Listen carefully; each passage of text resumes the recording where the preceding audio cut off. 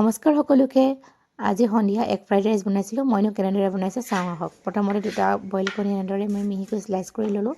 তাৰপাছত বিলাহী, গাজৰ, পিঁয়াজ এনেদৰে চপ কৰি লৈছোঁ। লগতে ব্ৰকলি, কেপচিকাম, বিনছ, কবি, নহৰু, জলকীয়া মিহিকৈ কাটি ল'লোঁ। মই দুটা বইল কণী দিয়াৰ উপৰিও 3টা কণী ফেটি ল'ম, যাতে ফ্ৰাইড ৰাইচত দিব পাৰোঁ। মানে বইল কণীও দিম আৰু এনেকৈ আমলেটৰ আকাৰে ভাজি পিনিও দিম, তেতিয়া খাই বেছি ভাল লাগে। এয়া মই 3টা কণী ফেটি লৈছোঁ। প্ৰথমতে কেৰাহীত ৰিফাইন দি বইল কণী যিখিনি এনেকৈ স্লাইচ কৰি থৈছিলোঁ সেইখিনি ফ্ৰাই কৰি লৈছোঁ। আৰু তাতে মই অকণমান ৰঙা জলকীয়া গুড়ি, এচামুচ জালুকৰ গুড়ি আৰু সোৱাদ অনুসৰি নিমখ দিছোঁ।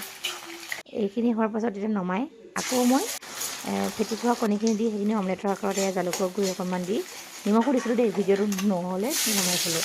তাৰপাছতে নহৰু আৰু জলকীয়া দিছোঁ, পিঁয়াজ, যিখিনি কাটি থোৱা পাচলি আছিলে সকলোবোৰ দি গৈছোঁ। আৰু কেমেৰাটো ফাষ্ট ফৰৱাৰ্ড কৰিছোঁ যাতে সোনকালে ভিডিঅ'টো শেষ কৰিব পাৰোঁ। ভিডিঅ'সমূহত দেখাত এনেকুৱা লাগে যেন ৰেচিপিটো হৈয়ে গ'ল মিনিটতে, কিন্তু যা যোগাৰ কৰোঁতে যিখিনি সময় লাগে আৰু বনাওঁতেও ইমান সময় নালাগে, যোগাৰ কৰোঁতে যিখিনি সময় লাগে।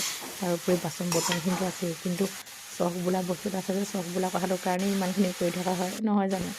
সেয়া পাচলিখিনি সিজাৰ পাছত মই চয়া চচ, টমেট' চচ, এচামুচ জালুকৰ গুড়ি আৰু সোৱাদ অনুসৰি নিমখ দিলোঁ। এতিয়া ভালদৰে লৰাই আজি দুপৰীয়া ৰৈ গৈছিলে ভাত, সেয়াই দি দিছোঁ। আকৌ এতিয়া ফ্ৰাইড ৰাইচ হৈয়ে গ'ল আৰু এতিয়া লৰাই দিলোঁ ভালদৰে।